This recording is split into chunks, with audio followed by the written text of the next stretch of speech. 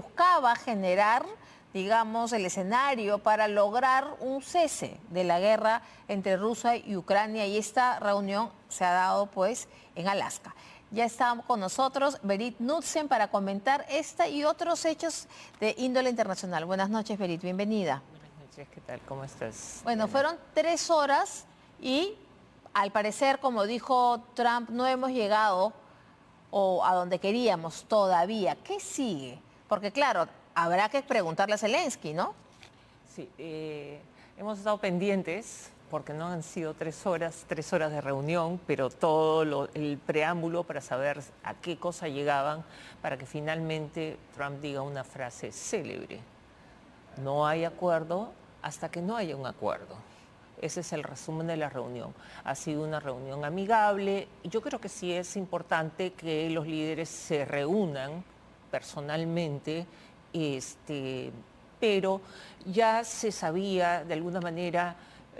Putin se está burlando de las sanciones, aunque sean sanciones secundarias. China no le va a hacer caso. Estamos viendo que Brasil tampoco quiere hacer caso. El grupo de los BRICS se está juntando, ¿no? Entonces, esta reunión es importante, sí. Hay muchas propuestas de negocio. En 3 horas han hablado de muchos negocios paralelos, ¿no? Pero lo más importante, que era buscar un alto al fuego, no se ha logrado.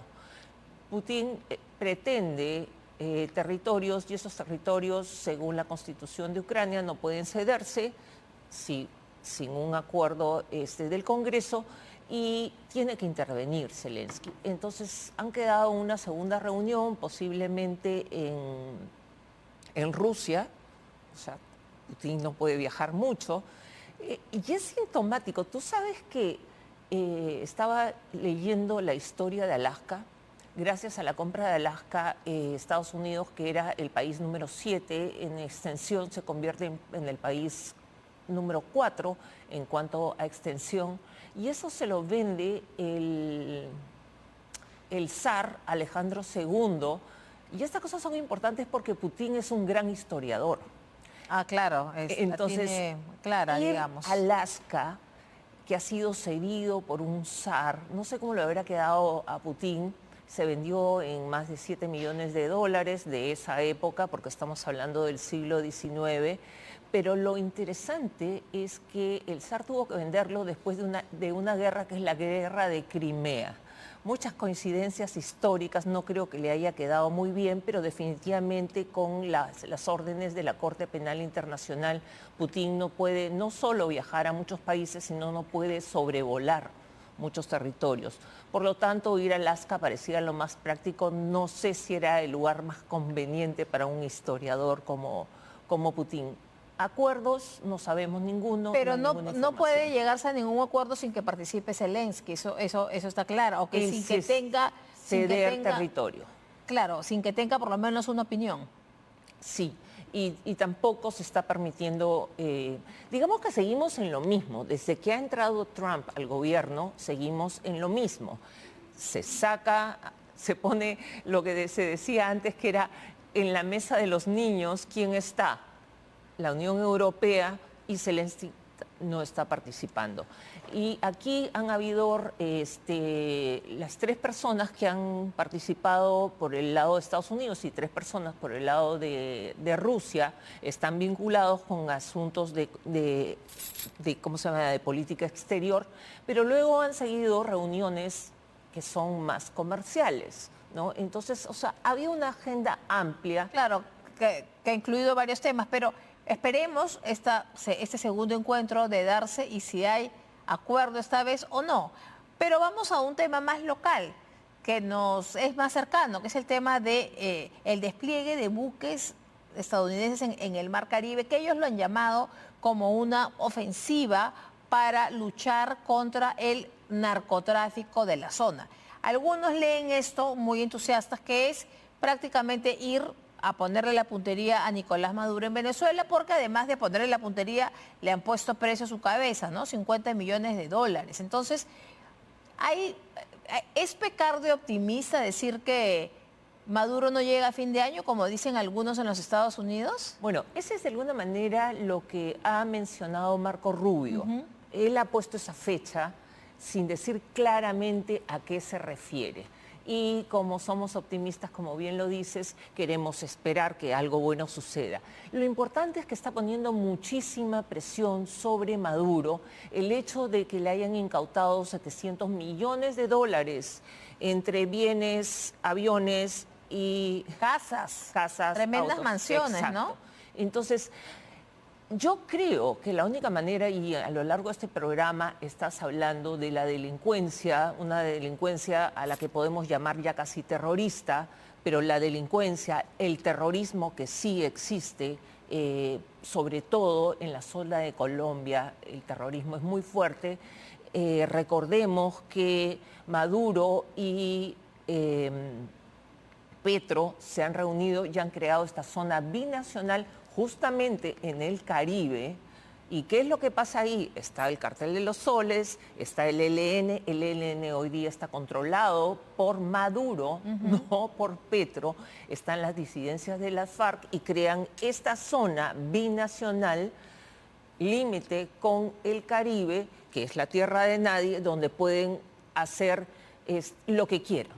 Entonces, ¿qué es lo que ha logrado Petro con esto? Se ha abierto diciendo que sí, tiene una relación estrecha con Maduro. Estas flotas están perennes, aparte del monitoreo satelital. Recordemos la crisis de los misiles de 1962. Desde ese momento, Estados Unidos no puede abandonar el Caribe porque es sumamente peligroso.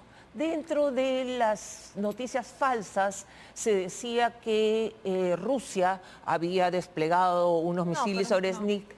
No lo van a hacer porque justamente estas flotas están ahí y el control satelital está ahí para que no sucedan estas cosas. Entonces es un avance, sí, y no, este avance no es solo retórico, y yo creo que eso es muy importante porque hoy día el crimen organizado, el terrorismo y estas dictaduras son prácticamente la misma cosa. Cuando hablamos de Cuba, Venezuela, Nicaragua, y ahora lo vemos más claramente en el caso de Petro, que definitivamente el Congreso está furioso por estas decisiones. Bueno, son dictaduras que muy ligadas al narcotráfico y ahí es donde se está poniendo la puntería. Y viniéndonos aún más cerca, Bolivia. Ese domingo hay elecciones en Bolivia y por primera vez hay dos candidatos de derecha que están encabezando las encuestas, son Samuel Doria y Jorge Tuto Quiroga. Entonces, la verdad es que unos dicen qué va a pasar el domingo en Bolivia, porque pasaría uno de los dos con otro acompañado de la izquierda. Pero aquí el tema es que el voto nulo, blanco o viciado supera en algunos casos a los candidatos y ahí podría estar, digamos, la trampa, por decirlo de algún modo. Bueno, recordemos que las últimas elecciones han sido en 2020, pero en 2019 hubo elecciones en Bolivia que fueron anulados, salió Evo Morales. Por fraude. Y luego tuvimos a Yanine Áñez como presidenta interina, que actualmente está en prisión. Bolivia es una dictadura híbrida. El país está totalmente tomado y totalmente asociado con Cuba, Venezuela, Nicaragua, Petro, en Colombia, porque no podemos hablar del pueblo colombiano. Entonces, es ese tipo de gobierno. El MAS ha estado 20 años y, mira, no puedo dejar de recordar que estaba haciendo un recuento de Vizcarra y los grandes problemas que nos dejó en el país, estando en el gobierno solo 2 años, 8 meses. Recordemos el caso del Consejo Nacional de la Magistratura, recordemos el caso de cambiar las condiciones de las elecciones que nos llevan hoy día a tener a 40 candidatos, y estuvo solo 2 años y 8 meses. El MAS ha estado 20 años. Entonces, el gran problema y el gran peligro, y es lo que dicen la mayoría de los analistas políticos, es que se encuentran, no importa quién gane, va a tener que desarmar este gobierno y posiblemente regresar a la constitución anterior.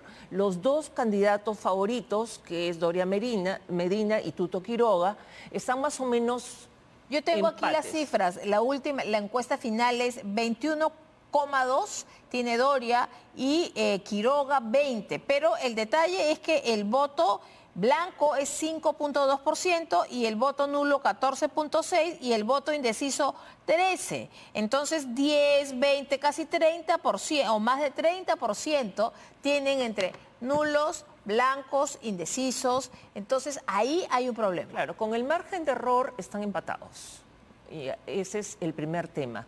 Hay un personaje clave que es Marcelo Claure.